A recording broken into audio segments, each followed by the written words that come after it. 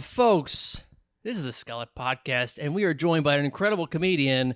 At home, I don't care what you're doing, put your shit down and put your hands together for Brendan Gay, everybody. Honored to be on the Skullet podcast. I didn't believe it was real until I saw you yesterday. You didn't believe what, the podcast or the hair was real? The hair. Yeah? You thought this was just a deep fake? I thought it was a wig that you put. You're just bald. Do they have Skullet wigs? That'd be really funny. Dude, there's this guy on the internet who's like, he did his whole thing, 365 days of like, why'd I do this? But just sort of like Carrot Top-esque props. Oh, yeah. And one was glasses with just hair down on the bottom. And I was like, oh, amazing. My girlfriend's like, just do that instead. Yeah. So, that's good. Yeah, man. Honored to be here. I appreciate you, bro. I like Pittsburgh. I just like walking around. I was telling you earlier, it is such like it seems like people work hard here. Yeah. You know, and I always say like San Francisco, people just feel like they're so entitled and they work really hard. They really don't. Yeah. And it's like, I wish the people in Pittsburgh lived in San Francisco. That would make it cooler. But that's just my opinion. Thanks for having me. Of course. No, I know. I think this is the new angle for the podcast. We're coming from San Francisco. You guys have had it too good for too long. Fuck Joe Montana, okay? He's got nothing on Big Ben Roethlisberger, who's never done anything wrong. It's so funny. Are you a football fan? Yeah. I've been, now that I have a kid, a 7-week-old, we watch Sundays are like we watch football because we just have to be with this child who's useless. He can't do anything besides cry and pee, so we just sit and watch football. It's so incredible. And San Francisco was supposed to be good this year, and they're kind of not. They're kind of average, yeah. I don't know what it is. I think it's just they've been decent for so long, and now they're just. Do you have a team? Are you like a Vikings fan? Of course, dude. Vikings, Skull all the way. Yeah, they're the team. Every year we're supposed to be bad. We're actually kind of good, but they disappoint us every year. That's Minnesota sports is like the biggest letdown in history. You still have amazing memories. The miracle in Minneapolis. Get a clip of that, Tim. That shit is incredible, dude. Stefon Diggs, come on back. Come back and ruin another team, huh? Yeah. This guy, Jesus Christ. I have no idea, man. You saw Stefon Diggs on Family Feud? No. You've never seen it? What did he say? Oh, just imagine the things that come out of his mouth and then that look that Steve Harvey gives that camera. No way. Was it absurd? It was just sexual, just like overtly, just like just a tip kind of stuff, and then just like, and then Steve Harvey, all that shit. Yeah. Just has to make it family friendly. He's like, tip how much money you giving. Yeah. That's yeah. Well, thanks, man, coming to Pittsburgh, man. You had a great set last night. You got another show tonight. Oh my god, in my opinion, it was average. I'm at this stage right now, and I've been like this phase for so long. I was talking to you about it last night. If I don't do great, I'm kind of pissed. If I don't do my best, I'm kind of like, because there's no reason. It was completely in my control of what I could have done out there. I just feel like I didn't do it. What do you think? Do you have you broken down the game film, or are you too busy watching Mike Tyson last night? It's so funny. Yeah, I actually watched the fight and my own set. The fight was horrible. Like the fight better. But yeah, I actually don't watch my set. I record every single set and I listen to it. Watching it, it's so much different. And I'm about to be 9 years into comedy in December, and like people have said all the time, you should watch your stuff. You should watch your stuff. You should watch how you move. You should watch your little mannerisms. It makes such a big difference. I hate how I look on stage. Yeah. And I was like, why are people laughing at this? You know what I'm saying? So it's like, I want to change so many things of how I move now, and how I'm expressing myself, and like kind of when to smile, when to be serious. And it's like really more being animated on stage, and I think will help me, get my jokes across more. I was kind of stiff. I was kind of stale. And don't get me wrong, words go a long way. Right? Sure. And some people play that, but they're doing it on purpose. I want to move with more of a purpose now. Interesting. That's what I learned last night, which is good. Every time I do a set that I don't approve of, I have that. I kind of get better from it because I'm pissed and I have to make those mistakes. It's so painful. It's really hard, yeah. It's, I'm sure you've had those moments where it's like, this sucks how I feel. I need to get back on stage to like redeem myself. That's how I feel now. I've never had a bad set, so I actually can't relate to that. But I'm sure maybe one day I'll get there. Yeah. Hopefully not. You know. Yeah. No, I thought you did great, man. But Thanks. I totally know what you mean. I actually find it to be way easier to watch myself than to listen to myself. Cool. I have terrible verbal tics that I do, and I can't stand my voice. Actually, I love my voice, but the other things I don't like about it is just I don't sound as intelligent as I would like to be. I see what you're saying. It's vanity. That's the problem. You know, I should fuck that. That's terrible. Isn't it great what stand-up does? Just it expresses your insecurities. Yeah. It's something that you love to do. You like the attention and making people laugh and creating, but like you really get to learn so much about yourself by doing it. I think that's why people hate listening to yourself or watching themselves, because they're like, it really exposes who you are and how you feel about yourself. It's also interesting too, because it's like you can be you can be self-deprecating, but you can't be self-loathing. I feel like audiences really get turned off if they can tell you actually don't like yourself. Oh my God, yeah. But if you can make a joke about yourself and then everyone laughs at it, they're just like, yeah, but you'll be okay. 100%. Oh my God, yeah. If you don't like yourself, people feel awkward. They feel terrible. You know, sometimes it's not even they feel bad for you. They just don't want to be around. But if you love yourself and make fun of yourself, yeah, it shows confidence. Yeah. It shows like you've been through some shit. People like that. Yeah. Good observation. Comedy 101 here. Hey, that's what it is, dude. You get an album cover. Sorry, man. I keep saying album. It's so funny. When you said that last night, I was like, do people still do albums? Do people still? I think maybe people still record albums, but like, dude, now it's 2024, almost 2025. People do tapings. They do tapings. You're right. It's like a comedy special. It's I'm doing a taping. For sure. Like, don't get me wrong. People put it out on audio. You know, you can hear it on Apple. Yeah. You can hear it on Spotify. But like, dude, YouTube is where people put it out now. Mm-hmm. You know, and then even like these big distribution companies, 800 Pound Gorilla, Comedy Dynamics, Netflix. It's all video. Yeah. All video they do. It's crazy. Like, remember the thing used to be you would go on to, what is the Pandora? Sirius? Pandora and Sirius. People would make major cash from that. Comics, you know, they'd be like, yeah, I get residuals of like $1,200 a month, and I did this album 7 years ago. It's wild, yeah. You know, I'm like, what? You're just making passive income off bits you did for that long. So it's like, yeah, and I don't think that's a thing anymore. It might be. Who knows? But like, who has Sirius XM? They don't have money now, do they? People have it. Truck drivers have it. Sometimes I'll go into someone's nice car. They have Sirius XM, and I'm like, I think maybe, I don't know what your situation is, but maybe it's the upper crust who have these nice cars. They have Sirius XMs, and it's just sort of like, it's built in. So funny. You know what it probably is? I'm thinking of like the corporate style now. It's probably people don't pay for it. It just comes with the car that they get. Yes. So now Sirius is probably going like, oh, the people want these in their cars. You pay us money, we'll give it for them for free. Yeah. You know, it'll up your sale, the status, and they're probably like, all right, it's here. I'll listen to it. Yeah, I think it's really what is being funneled into stand-up comedy is actually like car dealerships. Yeah. That's actually what's funding a lot of stand-up comics. Tires? Yes. Oh my gosh. Yeah. Yeah, we're actually like the car dealership is like a mogul for stand-up. It's like the military industrial complex, but it's just like, you know, I don't know. It's so funny. Chrysler. There's some Don't Tell comedies which you produce that are in Minnesota, at least, that are in car tire shops, dealerships. Yeah, they're going back to the mothership, dude. So you, how long has it been since your last special? I released it in 2023 and I filmed it in 2023, so it was February 2023. All right. So I did, you know, that was my first one, right? So basically, it was a combination of the 7 years that I did stand-up comedy, right? Like my best bits, the things that I liked. And it's crazy how much better you get after that. So, right? So like at 7 years in your first one, you're like, oh my gosh, like I got to do all these bits together. Do I have enough material? Is this going to work? You know? And then you have to start completely fresh and completely new, right? You have some bits that didn't make it in the special that you could like build off of, but you just get better at it. You know what a bit is funny. You know when to get rid of a bit. You know how long to do a bit, where to put it in your set. You just become so much more efficient. So it's like, I'm already basically 2 years later, I'm going to produce a special, and I have 40 minutes of this new stuff, but I'm only going to release 30 because by the time it's released, I'm getting another 30. Okay. And this is my opinion.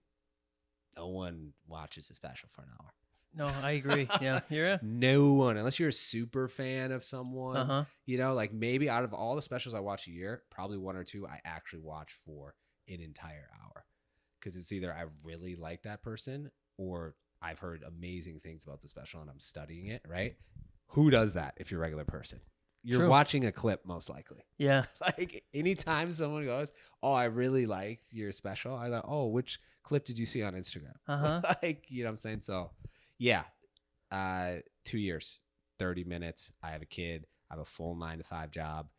That's what I do. As soon as those don't happen, maybe I can do 45, but I'm not going to put out shit just so I say I put it out an hour. No, that's great, dude. Yeah. Do you agree with that, or what are your thoughts about that? As far as 30 minutes goes, Yeah. I totally agree. I mean, I was watching Adrienne Lapucci. She's a great comic, but I was like, and there's all this like heat about it and stuff, and I'm like, cool. And then Wow. The and I'm Netflix like, one? New? yeah. Yeah, I haven't seen it. it's funny. It's like really, obviously, it's called The Dark Queen. It's super dark, you Yeah. know, and it's like, She says some shit where I'm like, oh, awesome. yeah, Like, you know? no, totally. For Where it's- comics, we're way more desensitized, so it's like, yeah. yeah, it's cool. So it's like it's scintillating. It's like it's like Yeah. provocative, and I'm like, all right, like I'm like, what's it's kind of dangerous, and then Yes. I still watched it for 12 minutes. You know what I mean? Yeah, exactly. And I'm like, and I'm telling people, you gotta watch this thing, you gotta watch this thing, and then I just kind of like went to bed or I ate lunch, you know, like. Yeah. And we're the ones who see it the most. All Yeah. the ads, everyone's talking about it, you know, and we're only watching it for 12 minutes, right? What is everyone else doing, right? Yeah, so that's why I'm doing only 30, but One sec, just gonna double check on this. Typically, we have do this. your thing. We do the podcast. We have our producer Tim is behind the. He's went to an impromptu trip to Philadelphia. He's on a little bit of a flight of fancy. Tim's, Flight of fancy? He is. What is yeah. that? I don't know what that is. You're the second person who said that. It makes me think that maybe it's not even a thing. But flight of fancy. It's like people who did the prohibition. That's what the language they would use. Yeah. You took a flight of fancy. Like, It's like please at home, please look it up and see it. Maybe I'm wrong, but in my idea, like a flight of fancy is sort of like a we'll just see where it goes. Like you're just kind of like you're on an impromptu adventure. mm-hmm. So he a buddy of his is in a band. Yeah. We got the new band. Sorry, Brad Wenzel, you out, okay? You had this free stay for 22 weeks and you're gone. That's all right? hilarious. So Did you know the amount of weeks actually it was on? it was 22 episodes. So I think we're on 23. You're looking number 23. I was like, how autistic are you? Oh I was like, did you remember that just on the fly? Dude, It's I pretty wish good. I was autistic. Just for the Right. joke writing, you know? Yeah. You know what I mean? The focus. Like, what is the thing with, I always hear this. I've never researched this, but aren't they like, they know dates very well. They're very focused on one thing and obsessed with the one thing. Mm-hmm. Like Ari Shafir apparently is autistic. Is he? Makes sense. The specials that he does, the intricate stuff, and he produced Adrian's special. Yeah. He was one of the producers, I think, with Louis C.K. or something like that. But anyway, yeah, it's like super helpful for stand-up, right? Yeah. I mean, I have a friend who has Asperger's, and I will say something that will be slightly wrong, and he will be like, he cannot get it out of his head, and he will just laser beam. That's annoying. Slightly annoying, but he's a very good joke writer, Yeah. and that helps, you know? It helps. Totally. I'm imagining, you know, who knows? Listen, I don't know everybody's struggles. Here's a quiz. Here's a gotcha moment. Okay, who's your favorite autistic comedian? Yeah. Jeffrey Asmus. Yeah. I got one. What's the difference between Asperger's and autism? You know, honestly, I kind of used them interchangeably just now. Yeah.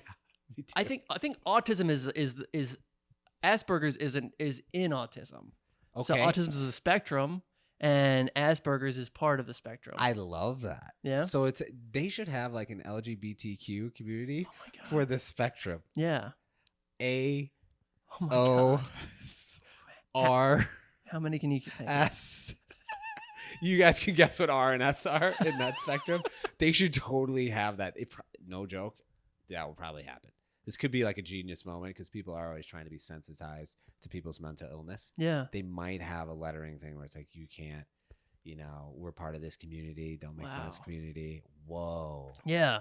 Why don't they? But then it's going to be like, well, what is it? Because it can go in even like more vague to a point where it's like, because I remember like LGBT the ones they had the Q's and some of the L's Yeah. and the G's were like, And the what A. the hell? And it got even more and more, and it was 100%. like, so it'll kind of like, it's gonna, because it's like, well, For sure. are depressed people? No, I guess it's not even. No, you're right. They're thinking ahead. They're like, let's just not do that. Yeah. Yeah. They're smarter. They're like, no, it's not good. We're not going to waste our time on that. Is there a color spectrum? I don't know. there I'm thinking totally like a is. rainbow version. Rainbow. Yeah. But It makes sense. It twines in together. A spectrum on the spectrum, the rainbow spectrum. It's just like that Pink Floyd album cover, That's what it is.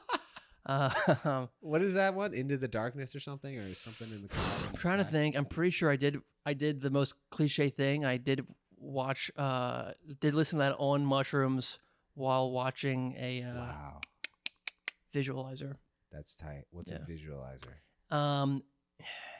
It was like on old computers, you would just Maybe this is the same thing as a fancy flight. Yeah. A visualizer, just a Listen to TV. Yeah, watch it on the visualizer. it's a little box, and is it called a visualizer? It would just like it would do all these weird like motions and stuff to like I see what you're if you have like Windows Media Player, I see. Like an enhanced lava lamp. Yes, exactly. Yeah, for Visualizer. sure. Anyway, so I know you lived in New York and now you live in Minnesota. When were you in New York? Crazy. I've everywhere. So let me give you the story of Let's do it. Let's go through it. Yeah, let's do it. Start there. Okay, so first I lived in Bozeman, Montana. I had this job after college. Didn't even graduate college, and I had this 6-figure job, medical device sales. Wow. So it was my last year of college, senior year. I had one semester. Yeah, they call it that. Semester left. Like literally 5 classes left to graduate. I get offered this job and I go, fuck yeah, I'm doing it. I'll just go to school online or go back to school. Take this medical device sales job. My territory is Montana and Wyoming. I'm like 21 years old, right? Get a car, pay for my insurance, pay for my gas, get a per diem, like get $20,000 up front. Damn, like, dude. My rent was like $515 Holy shit. in Bozeman, shared a house with some guy. Yeah. I'm living this life where I'm like, dude, this is everything I wanted. I was a broke kid growing up. I was like, this is going to be amazing. Are you serious? Like, I have everything. And I'm on the road like 4 to 5 days out of the weekday, driving in bumfuck nowhere in these hospitals, talking to 65-year-olds I don't want to hang out with. They don't want to hang out with me. Trying to sell them on something I'm not even good at selling. Like, I don't even know. You're not a person at 21. You're still trying to kind of figure it out who you are. All my friends are in these major cities having fun, making $40K, but just having a great time, doing stuff, not trying to like, they're just like, oh, this is great, just active. And I'm like, what the fuck am I doing?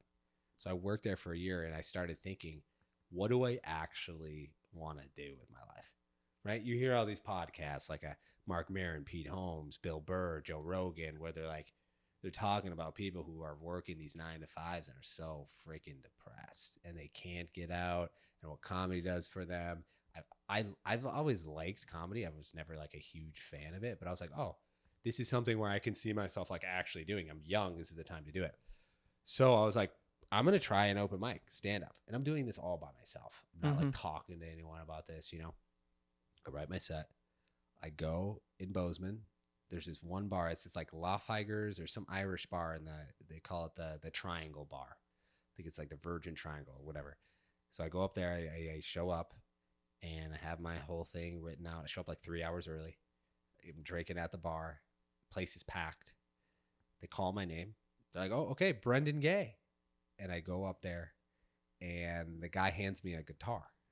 The host. I go, "Oh no, I'm doing comedy," and he goes, "Oh, comedy? Oh, you're a comedian?" And they go, "We have a comedian here." Oh no, this is a music open mic. Okay, no one's expecting comedy, and it's like, and they don't have comedians because the musician who was hosting was excited about it. If he knew it was a stand-up, he would not be excited about it. So they do a lot. So I go up there, and it's a music mic, so everyone's drinking, everyone's doing their stuff, they're eating, no one's paying attention. It's background noise, right? So I'm talking up there. And I'm noticing no one's looking at me. No one's doing anything. It's like I'm not even there. So I just walk off stage and no one notices. Hmm. I just leave. I literally go, no one knows I'm talking. And I'm probably saying, I'm probably horrible. You know, Sure, obviously, I yeah. don't even know what I'm saying. I'm just nervous. I walk off stage and there was this one guy as I was leaving the door. And he goes, I saw the whole thing.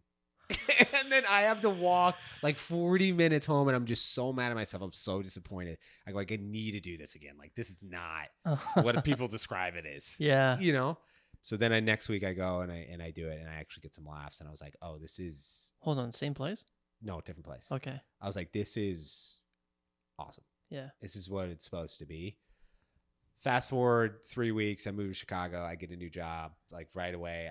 I really hit the ground running. Didn't even know Chicago was this great stand-up hub. Wow. Some great comedians have been there, like arguably the best for stand-up. That's where I got good. A year and I started like really getting good quick, you know, getting in at Laugh Factory, at Zanies and stuff. A year and a half in, I decided to do this trip where I go to 50 different cities in 50 weeks. Or 52 different cities in 52 weeks, literally the entire year across the country. So starting on January 1, I went down to Miami, you know, or like after Christmas, drove down to Miami. And starting there, I went to Miami, went to Orlando. I went to, you know, Atlanta, you know, every week going to a new city, Alabama, Texas, every single week, working remotely, basically living out of my car, couch surfing, family and friends, comedians, for an entire year, every week, a year and a half in. Because you think, oh, every great comedian says, I need to go on the road. Every great comedian says, that's where I get better. I'm a fucking idiot at a year in, and I'm like, sick. Like, I have 3 minutes. I'm going to go on the road. So you learn to get more material. You see the greatest comedians. You get into, I have a 5-minute clip from Laugh Factory, so everyone thinks like, oh, this guy's great. Yeah. You know what I'm saying? That's where I got really, really good. I actually knew what a stand-up was so young. So when I came back after that second year, I was like, oh, fuck. Like, I need to go to New York. Delusional. Moved to New York. Lived there for like 3 years. I moved there like year 3 or 4 or something. I was in Chicago basically for a year, but I was always on the road because I was like, that's where I get good. That's where I get money. Struggling, broke all the time. Like, I'm doing this full time. This is going to be, you know, just delusional. I'm in New York. I mean, our show is great. Like, we had people from like Sarah Silverman would show up, Todd Barry, Jim Gaffigan, Sam Morrell, Mark Norman, like you name it. Like, what's his name? Gerard Carmichael would show up a few times with Tyler, the Creator, always at our show. Dude. Just pop in and be like, you know, it was like a freestyle rap comedy show. So it was a comedy show, and at the end we would freestyle rap. And my buddy, Charles Engel, who was super good at it, and I was so bad at it, so that was like the play we'd have on. We would try to get Tyler, the Creator on. He's like, never, because I will never this. Anyway, in New York, pandemic hits. And sorry, I'm giving you the full version. I'm loving it, dude. Please, yeah. Just because like no comedian does this, or they don't ever speak about it, but I'll wrap it up at the end. Pandemic hits. I'm so broke. I have $0, but I'm a mover now. I'm a good mover, and it's New York when the pandemic hits, so everyone's fucking moving. Like, everyone's moving out to their parents' place. They're moving out of New York. They don't want to be there. They think they're gonna get killed. They think New York's gonna go to shambles. So I'm working a shit ton. I work 64 days in a row, moving 3 times a day, 2 times a day, moving these houses, like making bank, all cash, completely illegal company. You should not be doing it. You know, they just pay you cash. You get half the earnings, you know, from the company. So it's like, I'm coming out of here some days with $800 a day. Damn, dude. Cash, untaxed. Yeah. I'm also getting money from the government from the stimulus checks. So I'm getting that weekly because it's the pandemic. I'm making like over 10 grand a month, you know, working for a moving company, paying nothing. You know, my rent in New York was like $800. I lived in a box, you know what I'm saying? So I finally have enough money. Like, I saved up like 35 grand and I had enough money to move out. Wow. I was living off like negative $700 in my bank account, you know? Yeah. Had enough money to fucking move out, went to Austin, Texas, lived there. And it was fucking amazing during the pandemic because I got to do actual time. And then fast forward, I was there for like a year and a half, met my wife, who's my wife now. She bought a house in Minnesota, lived with her, been living with her. So I've lived in Chicago, I've lived in New York, I lived in Austin, Texas, and now I live in Minnesota. And that's my story. Where are you from? Minnesota. Okay, all right. So it comes back there. Born and raised in Yeah, Minnesota. Yeah. all right. So, isn't it nuts? And I think more people should be doing this. Get out of your fucking city. Yeah. You need to see other comedy. You need to see what it's like. It's like, that's the only way you're going to grow and expand. You can't stay in your bubble. Be a big fish in a small pond. Be a small fish in a big pond. Do both. For sure. It's like all the great comedians have done that. And they work the road too. But so that's my philosophy. And it's worked out well. I still need to grow and improve in so many other ways. But yeah, I've lived in like 4 different cities in comedy scenes. You learn a lot. You learn a lot. You meet a lot of people. And I think there's something to be said about like, I don't know, there's like different styles in different cities. You know what I mean? Like Chicago's way different from New York. It's different from Minnesota, I imagine. I've never done, sure. I mean, I've done a show in Minnesota, but it wasn't like, not in Minnesota proper, you know what I mean? Yeah. And that's the longest I think I've ever talked in a row on a podcast. Dude, I mean, it's a fascinating story, dude. But no, it's super unique, you know? Yeah. Because a lot of people are just like, they went from a small place to a big city, you know? And that's kind of like the trajectory pretty often. Dude, the craziest thing, and I may go back and do it, my kid is older, but that 52-week thing, dude, insane. That is wild, yeah. Imagine working an 8 to 5.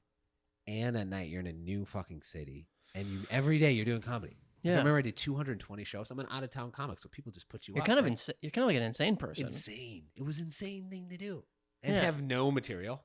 Like, yeah. I show up these places and I'm like, thank God it was only like 10 minutes, 20 minutes, you know? But some people will be like, yeah, you should headline 30 minutes. You don't have 30 minutes. Of course I don't not. have 30 minutes. No. So you got to figure it out.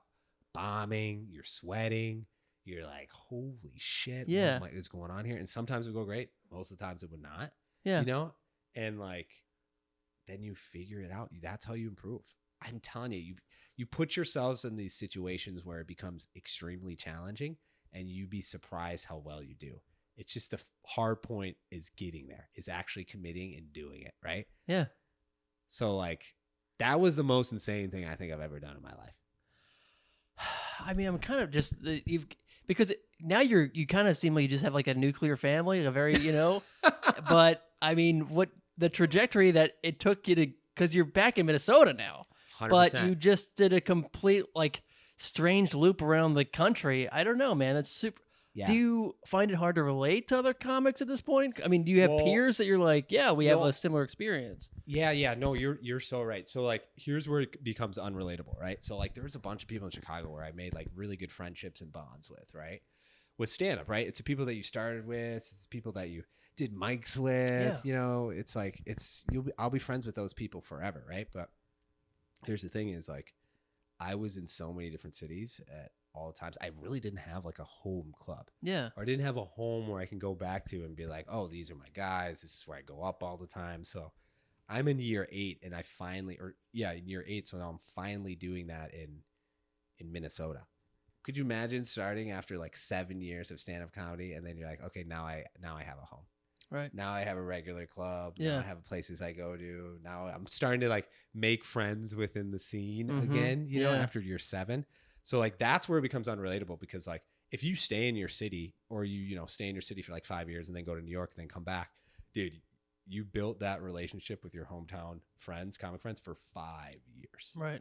Way more than I did. I was always on the road at an early age. So it's like, my really good friends are people I see on the road 1 or 2 times a year. Yeah. You know, headliners that'll put me on the road or like feature acts or hosts that I meet there where it's like, dude, it was awesome. Like, I haven't seen you in 3 years, but you're such a cool dude, you know, like that's where it's like pretty unrelatable, like a true road dog now. And I guess the second part, you know, what you asked, the unrelatable thing is like, I work a 9 to 5. Comics do work a 9 to 5. It's not like that's abnormal, but like I headline and feature across the country. Some are like really great, you know, clubs and stuff. Like where most people in the world that I'm in, they don't work a 9 to 5, right? They're stand up full time. So for me to work like literally, I'm like literally working 30 hours a week, actually working, right? No one ever works their full 9 to 5, you know, and it's a very high intense where I travel job too, where it's like, it's in tech sales within this specific industry, where it's like, that is really unrelatable as well. I make more money with my 9 to 5, and it's a very highly competitive job. And I'm also pursuing and doing stand-up comedy on the road almost every weekend, around like 40 weekends a year, right? That's where it becomes unrelatable too, because it's like, great, you tell me, hey, be here at 11ish. It's like, okay, great. I've already been up at 6 a.m. sending my emails, working out, doing all my comedy stuff like I would as a 9 to 5. Come here. My schedule is packed all the time. I have no fucking time. Where it's like you have a comedian who works full time, way more free. So my mind is so much different than comedians, right? Mine is a lot more about efficiency. Mine's a lot more about, I have a kid too. Sure. Now, so like highly stressed, highly busy, where it's like, there's a lot of comedians that just, it's not in our field. We're artists. They're free thinkers. They're not working that 9 to 5. They are not constrained. There's benefits to both sides of being disciplined, having a schedule and not, but that's unrelatable for sure. Well, I was listening to Rachel, I'm forgetting the last name. Dolezal? Dolezal, yeah. We she has a radio program that I listen her and to. I hang all the time. We do hang. We have a lot of similarities. We have a lot of similar thoughts. But but I guess this comic just had a baby, right? And she was talking about how her time is way more efficient now, right? So maybe before she'd have the whole afternoon off, but she would kind of accomplish the same amount of stuff she would do in her 30 minutes now. You know what I mean? So it's like she has to get this shit done. You have to. And that's a good point by her. Mike Cannon told me that. Yeah. So yeah, he was like, I actually asked for advice from him, and he was like, listen, like your time means so much more now. You have to spend all the time that you have free. It has to be quality time. Right. Within stand-up. So like the same thing as you were saying with Rachel. It's probably the best advice he gave me is like, make sure you spend that quality time within stand-up. Like, it's a good thing you have a kid. You're thinking about this. You're not an asshole. You're not like the kid is taking up so much of my time. Yeah. But tell me about you. Tell me your story. I'm sick of talking about myself.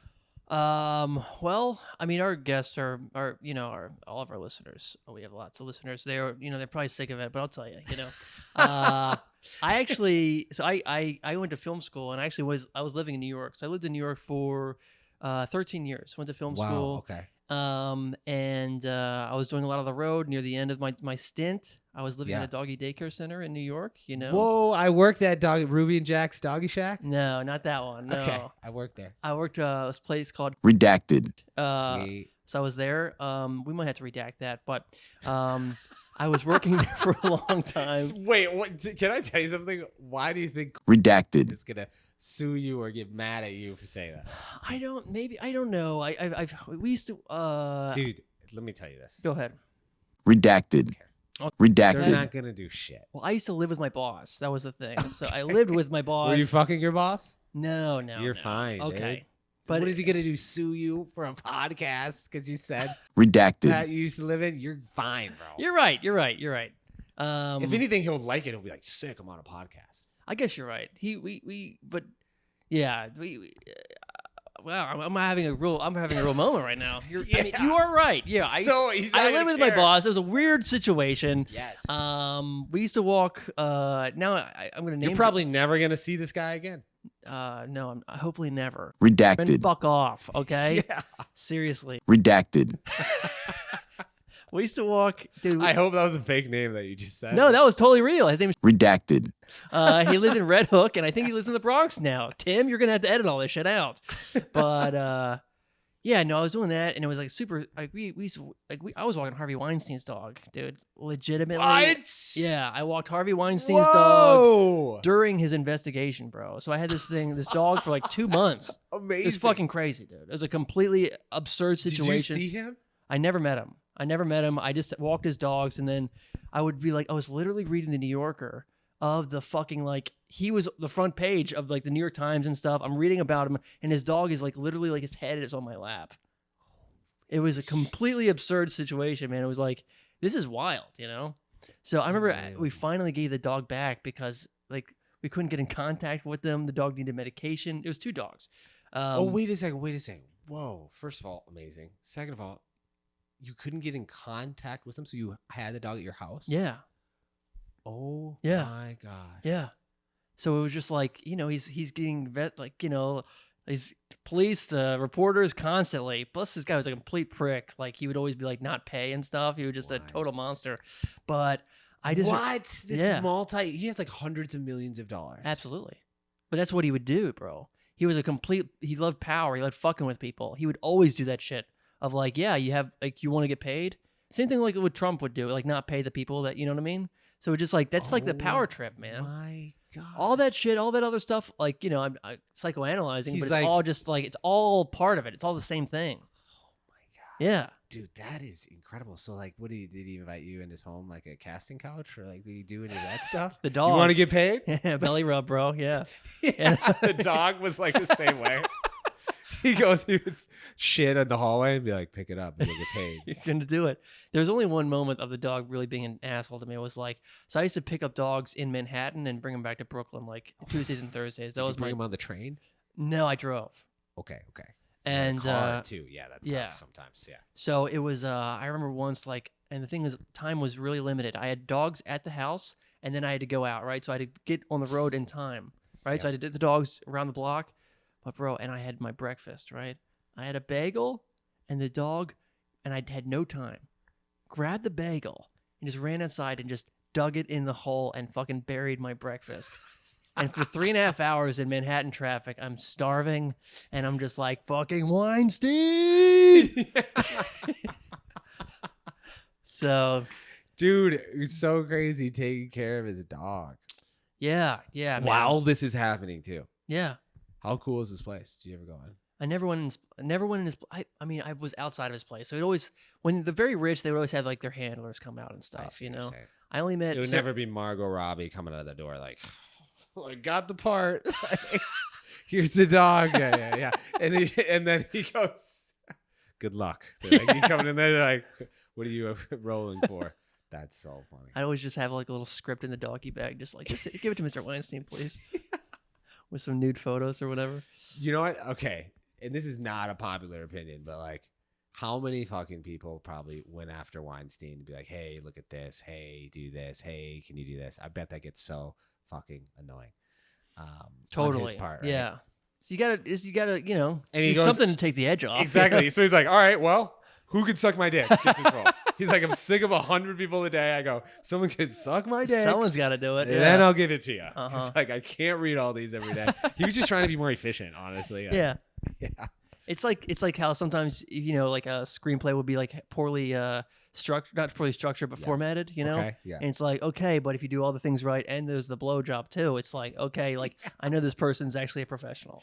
Yeah, you know what I mean? They know. They're willing to do whatever it takes. Exactly. Yeah. That's great. How did it end?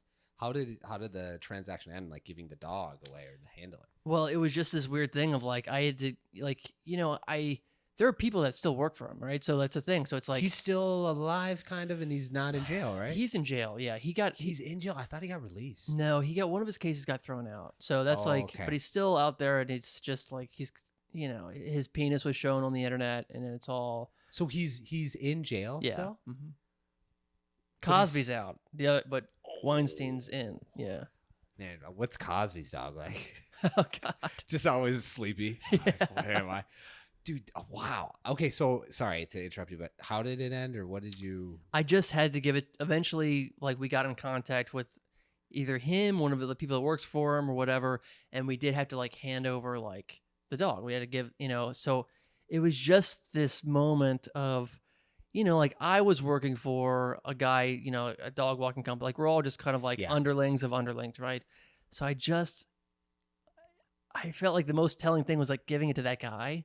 Because that guy's in. He's like in the inner circle in a way, like he's working for 100%. This he's just trying to whatever, like put money on the table or food on the table or whatever the expression is. He's on a flight of fancy with, anyway. Yeah. But watching visuals all day. Yeah. So I remember just like looking at him, handing him the thing. And then he just gave me a look like, yeah. Like I gotta, he felt the same way. He was like, I guess I gotta handle this. Yeah. And you're like, yeah, man. Well, like I'm not helping you anymore. No, like, no. But it's like I felt for that guy. It's like Yes, you're right. It's like you're like the I don't know. You're the roller coaster operator at Neverland or something. You know, it's like I'm just doing the rides. Like I'm just here. Oh Like my I'm God. just I got a 9 to 5 here. You know, I I'm don't the wish he gardener. was Harvey Weinstein either. Yeah, Like this is just my job, and I have to make sure so I get paid. yeah, Oh my gosh, it really makes you think the people that you hire, you really affect. Like think of like these big moguls like Kevin Hart. sure. Like there's hundreds of people who work for him, or Yeah. Taylor Swift, hundreds of people who work for her, and it's like they could not like her music at all. Kevin Hart, they can be like, this guy is so unfunny, but like I get paid and I have to move these lights around every show he does. So like everything he does affects me. Yeah, I remember when Kevin Hart got in trouble for what he cheated on his wife or something like Right. that. Cheated on his wife, and then he no longer did the Oscars. I go, there's probably like 3 or 4 people who helped write the script for that, who had his clothes planned, you know, who had the planning, who like lost thousands of dollars yeah. because of that happened. I was like, that sucks. Or like So much responsibility for him too. Black know? Adam, when Black Adam bombed, it's like all these people that work for The Rock, and just like, okay, They probably had promotional stuff set up, you know, all these events after cancel. Like, great, there goes a grand, there goes 2 more grand, and these people aren't Dwayne the Rock Johnson. They Yeah. need that money, so they're like, dude, if your career doesn't go well, I'm fucked. hmm Damn, I can't wait. and that's why we're not that successful. We just don't want that responsibility on other people, you know. What, you don't want to be a vehicle for everyone else to kind of like ride behind or whatever? I'm trying to think of what other job. Have you ever had? I mean, that's a crazy one, but have you ever had a job where it's like you're really relying on someone else? Like where you're a vehicle, yeah, for someone else. I'm trying to think through. Mine have all been like corporation jobs, like J.C. Penney, Right. a mover, a dog walker. That's it. Startup companies, but I've never been in like a leadership role. You know, like managers aren't really. It's fine. It's not in their hands. It's really your boss. But that's an interesting one, man. I mean, it's like, I guess if you're like if you're an opening act for like a big comic, right? So, Oh, great one. so that's, you know, your Feature, dude, I can name so many. I won't on this podcast, but there's so many feature acts for these huge acts, for these theater acts, where they're like, they bring me 20 weekends a year. I make $1 grand, get my hotel paid, get my flight paid. They're like, this is a huge part of my income. mm-hmm. Like, they're like, whatever, this guy, keep it rolling. I mean, let's name a few. Chris D'Elia's, although That's who I was thinking of. Yeah. you know, I was and like, don't get me wrong, Chris D'Elia's still doing so much money. Sure. Still doing theaters, still selling out, still making a shit ton, still has a really big following. right. But like when that shit happened for Yeah. the year, I remember a couple of those openers being like, hey man, this is not cool. Like they're like, I'm broke. Yeah. I'm broke. Yeah. Like they're like, I gotta find new ways to make a living. It's like when the pandemic hit, but like I know a few now who are doing super well, but it's like that shit runs dry. Right. You do not want to be a feature act forever. You need to break that cycle, and it's easy to stay in it. Yeah. It's easy because these comics are hot for 3 years, right? They'll sell at theaters, and if then you can make a grip of cash, but like eventually you got to break away Mm-hmm. from that. But yeah, that's a good vehicle. I've never been that. I would love to be that for Dude, someone. I would love for everyone to depend on, you know, what little I would give them, and I wouldn't give them a lot. You know what I mean? I would give them just barely enough, but they, you know, I keep them working so bad, it's like so much, their prospects are low. You know, they don't have time to sleep, let alone look That's for another good. job. Dude, you'd be good at it. I can't tell. wait, dude. I can't wait. Eventually, you'd have them be like, they're so struggling and relying on you so much they can't afford a home. So then they have Yes. to live with you. So then you're like, good, I got more work you can do at the house. Right? Exactly. Yeah. You're more effective. Do you want to live here? Well, That's what sleep the floor. handler was like. The handler for Weinstein was like, yeah, eventually I was working as a barista. I gave him coffee. And then he got me fired, and he got Oh, me this God. job, and now I suck his dick to introduce him to the actors and take care of his dog. That's dark, dude. That's really dark, man. Can you imagine? Because you're never gonna get Weinstein's coffee order, right? He's always just gonna be like, "That's what the fuck is this shit," and then throw it at you. You know? Never gonna get his coffee right. Yeah. Now, Bill Cosby's coffee, it's weird because when you have to get his coffee, you give it to him, and then he gives it back to you and goes, drink some of it. You think this is good coffee? Give it Yeah, to yeah. Then you black out for a little bit, and then he's always happy after. I know. Every morning. Who would be the worst guy to walk a dog for? Who? Who would you think? Cosby or So bro, we got Cosby, we got Weinstein. bro. I used to walk Nation's Weatherman. What's his face? What? Nation's weatherman? Who's their weatherman? Who would that be? He's on Today. He's on the Today Show. He's the Matt Lauer? not Matt Lauer. I wish. That's the only No. guy I know.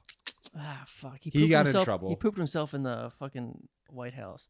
He pooped himself in the White House? Man, Joe Biden? No, whatever. I forget it. I'm just trying to name drop people that I picked up their dog's shit. You know, it's like that's where I am right now.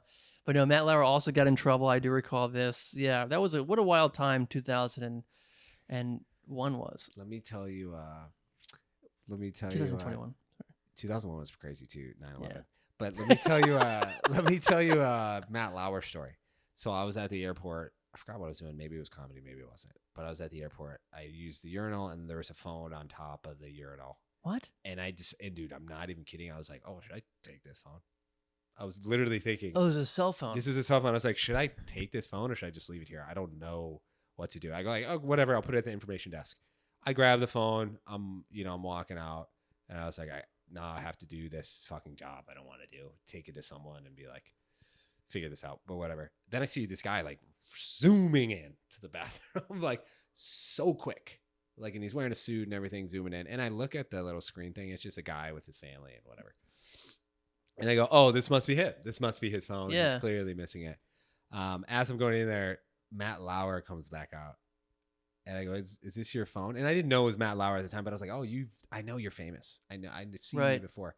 Comes out on his phone and I give it to him. He's like, oh my God, thank God. Like, thanks so much for doing this stuff. I go, oh, he's like, all right, have a good day. And then he goes away. And then I look up all of his shit. And I was like, oh, this is Matt Lauer and stuff. And then 2 years later, all that shit happens where he does his desk. Mm-hmm. And he would have a button where he would. Mm-hmm. Ooh, that is fucked up. Yeah, that was all mentioned in like that book Catch and Kill. I read that book Catch and Kill. It's like What is Ronan that? Farrow's book Oh, about okay. the Harvey Weinstein investigation. Because Harvey Weinstein apparently had like Israeli kind of Wow. like bruisers to kind of like fuck with Ronan Farrow and a bunch of people, like spies almost. And like he actually Wow. he actually talked to the spy. Actually felt bad, so he actually talked to Oh Ronan my Farrow. It's a whole gosh. story, man. But he talked about that Matt Lauer thing, and basically like So this is amazing. Sorry, keep going. yeah, no, it was quite a scoop. Yes. But yeah, no, but yeah, there were people just all going after like Ronan Farrow in that wild way. So, NBC was just really shitty.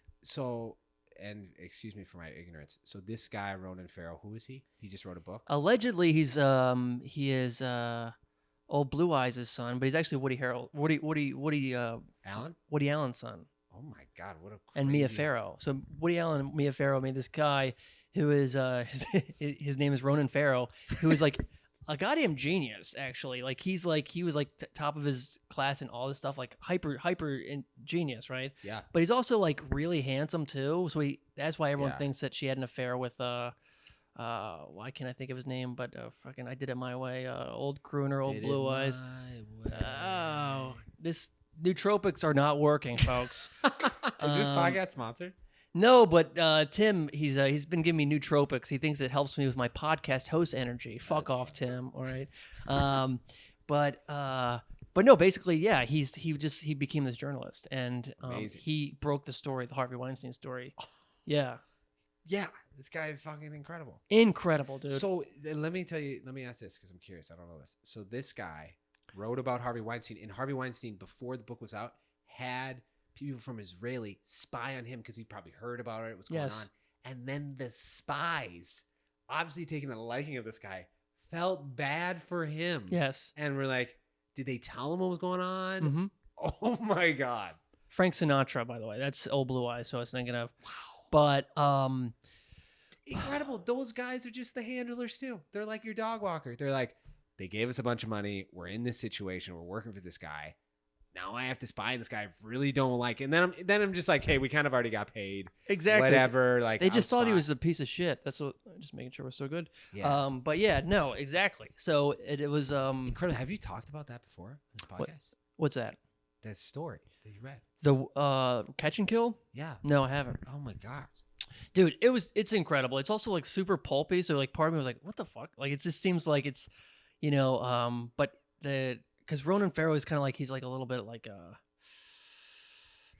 Ronan cunty. I don't know, like he's just a little bit just pretentious. like he's taking shots at people like in a way that's like just a little bit more like bitch slapping them in a way that I'm okay, like, I see what you're saying. Little jabs. It makes it entertaining, but it's Yeah. like, did you really need to like mess with this guy's screenplay career? Like he just like little things like that. Okay. He kind of like, and I have a bit about this. I don't do it anymore, but like, dude, when you get power, you do bad shit.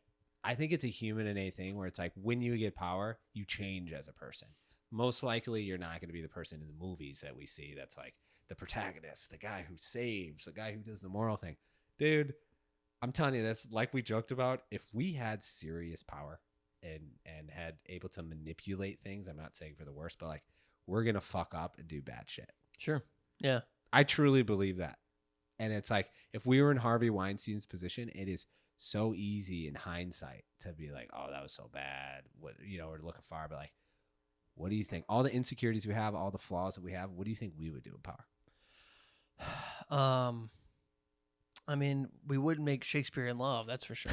Yeah. This Ronin guy, I'm saying, it's like he had some power, right? Yeah. He had some influence, and still, like you were saying, you didn't need to do all that. I know. You know what I'm saying? I know. But I mean, he was, to be fair, like he was on a crusade, and and he was getting a lot of push. He was getting Israeli spies coming at him, and like NBC basically were just like, they killed this story for so long. That's why he was taking shots. Really, his old bosses really. They're trying to suppress him. They were trying to suppress him just because they were afraid. Because Harvey Weinstein, when he would call people on the phone, would be so scary and angry that he would that people just didn't want to deal with a phone call. Yeah. Because they were on a first name basis. You know what I mean? Yeah. But it's actually is kind of bringing it back to the Skullet podcast. So the guy. Tom Cruise played a Harvey Weinstein character in Tropic Thunder. You know what I mean? Oh, that was. Oh, it's based on him. So there's this part in the movie where he's like, "I'm gonna fucking find you and I'm gonna fucking kill you," or whatever. Then he's like, "Find out who that was." Like, you know what I mean? I was at a wedding recently. That's great. So yeah. that was his tactic, just intimidate. Exactly. He doesn't even know who it is. Like, yeah, he was a total fucking monster, Harvey Weinstein. But apparently, I look like with the Skullet. I've been told this in person and on Reddit comments that I look like Tom Cruise's portrayal of Harvey Weinstein. So it all comes back. Dude, take it. You got to take what comes at you. Yeah. I'd be honored. That's pretty cool. I mean, I've seen side-by-sides and I'm like, sadly, that's incredibly accurate. Have you been watching anything? You've been reading anything? You've been listening to anything? Dude, you know what? It's so beneficial, but it's so kind of boring. I've been like hearing podcasts about the stock market. Really? So weird because I've been doing like a lot of like investments in the EFTs and doing like S&P 500 and like seeing what savings is, just trying to like build and accumulate wealth for my child and my family. A lot of that shit. That's awesome. Which is weird. I'm reading like Scott Galloway's book right now about like what you should do with spending and saving. A lot of like one-on-one finance stuff. Is he that bald guy?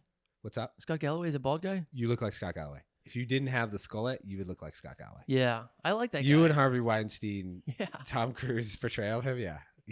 Bald icons, you guys. Love him. He talks about like, and all this stuff is like, people have their opinions about like, hey, how to be more of a great human being and for young males, right? Like, what you should do to not be depressed or anxiety or like how to build wealth or how to be like a great leader, like all like simple fundamental things in America that we used to be America that a lot of young men are struggling with, how to get that back and preserve it. A lot of stuff like that I've been interested in like recently within this last year. Like, here's a fun fact. 2 out of 3 people don't go to college. And with the effect of that, there's like, in between when you're 19 and 25, I think it's 60% of young men still live at home. And out of 35-year-olds, 1 out of 5 of them still live at home. One out of 5 35-year-olds still live at home? Yeah, 35 or younger still live at home. Crazy to think about that, but I know some of my friends, especially some comics who still live at home, they're afraid to speak out about it. They're not going to talk about it because it's shameful. We look at everything on like, regardless of what you think of social media, it runs this fucking country, a lot of it. We look at social media when you go on your phone 211 times a day. People are getting like notifications on things and like everything's the best. You see someone on a boat. You see someone with a successful podcast doing a theater. You see someone killing it on vacation, like you see the best and you're not that. So what does that do? You just need these dopamine hits. You need all right, I'm going to masturbate quick. I'm going to buy this thing quick. I'm going to have this quick food and do all this. So you're in this constant loop of going down. So like I'm reading like statistics on that and how that portrays the market. What companies are doing to get people's attention more, because that's what people are looking at if you're depressed and anxiety, where they're selling more drugs or where they're promoting something and why they're doing it. And then the stock market reflects that. You see these companies and people investing money on people's depression and anxiety. And I'm like, oh my gosh, do I invest in those companies because I want to bet and make more money? Yeah. Or do I like, what can I do as a person or investor? It's Right. like smart thing to do is put your money towards that Right. because we don't see any trend switching. There's no trend that's saying that people are going to get healthier right now.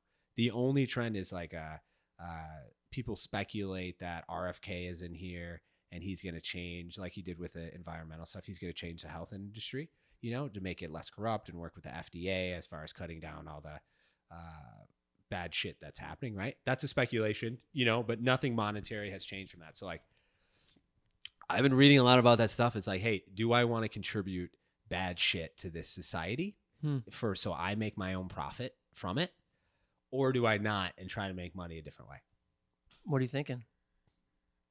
I want to be rich, bitch. Yeah. No, I don't know. Yeah. I don't know. I need, It's a moral quandary, though. I mean, that's real. Yeah, it's a moral quandary. Is that a quagmire? What's a quagmire? Quagmire is like I think it's a war based on false pretenses. Oh. Or maybe it's or I think so, or it's a war that's like just never gonna get out. You're never gonna get out. Like Vietnam was a quagmire, but I think it's all that works in both instances. So that's what I've been doing a lot. So like, it's crazy. Dude, I have a kid. It's crazy how much your mind. Do you have any kids? Mm-mm. It's crazy how much your mind shifts automatically. You think I want to be thinking about retirement and my wealth income when I'm 50? Yeah. No, I want to be more in the present. Everyone says that's better, but like I'm constantly thinking about the future of my kid, where I should have them live. Buying a home for people our age is incredibly tough. The rich keep getting richer and not giving money to us and opportunities for like younger people. So it's like, okay, great. How do I combat that and do it and make myself successful? That aspect, and gain some assets and some wealth. So a lot of podcasts, a lot of reading about that. And I'm learning so much stuff about the small things about how much you save and how much you spend can solve a lot of problems. Creating a budget every month, every single week. Sorry, that's a long answer. No, it's great. No, please. Yeah. Like, let me give you an example of what I do, because people don't, and I don't know how much time we have, but people do not talk about money. It's like taboo. People think it's like something you should never say. It's rude. It's a status thing. You should keep it under the locks. I will tell you something right now. The rich people always talk about money. They always love money. They're always talking about it. They're obsessed with it. It's a big thing. And I'm talking about the rich, right? Like money needs to be talked about more, or you find these people who making so much money and you don't know how and you can't get out of it, right? So like a perfect example is you need to be able to save your money, and it depends on how much money you have. So right now I'm at the point where I can save 20% of my money. What do I do with that 20%? Let's say I make $100. Automatically, no matter what I'm doing, like even the thing you paid me for Don't Tell Comedy, I know right now $45 of that is going to EFTs in my savings, right? So like I put both of those money, each 10% of those money, you put it into compound interest funds. So that money, it's $45 now, but 30 years down the road, it's $600 something. Yeah. But it adds on to something I already have that's like $22,000. So that money right there, oh great, this $45 actually turns into $3,000. Yeah. You know what I'm saying? So it's like that type of stuff people don't know about. People don't talk about that. It's easy. You can do that as a barista. You can do that working at JCPenney, Sears. There's still 9 locations in Sears. But that type of stuff where it's like, if you're putting your stuff just in savings or in a checkings account and leaving it there, you're not making any money. You're actually losing money. There's inflation is 3% every year on average, right? Yeah. So it's like, it's just sitting there. what is this? It's really hard to talk about because people in America don't make money. Put money in our pockets and let us figure it out and talk about money. That's like, it's something so simple people don't talk about. People will do the right thing. They just don't know how. A lot of that stuff I'm reading. Do you talk about that stuff in your podcast? No. All right. Not at all. Well, I was going to say, I at should. least this guy's got answers, Well, or at least no. he's learning. I'm learning. And maybe, dude. but it's like, sometimes it's, like not everyone's like great messenger, but that was a great message, So maybe that Yeah. would be something that people would You're find right. value. We are going to wrap it up, but thanks so much, Yes. man. You're a great guest, great Oh. comic, dude. Please check, where can people find you before we end it thing? You can find me. I think the biggest thing is social media stuff, right? So like if you want to do my Instagram, it's just Brendan Gay. If you want to go my YouTube, just type in Brendan Gay, all that stuff. But like, I think the main thing is if you go to my website, brendangaycomedy.com, and if you actually want to support, watch the special.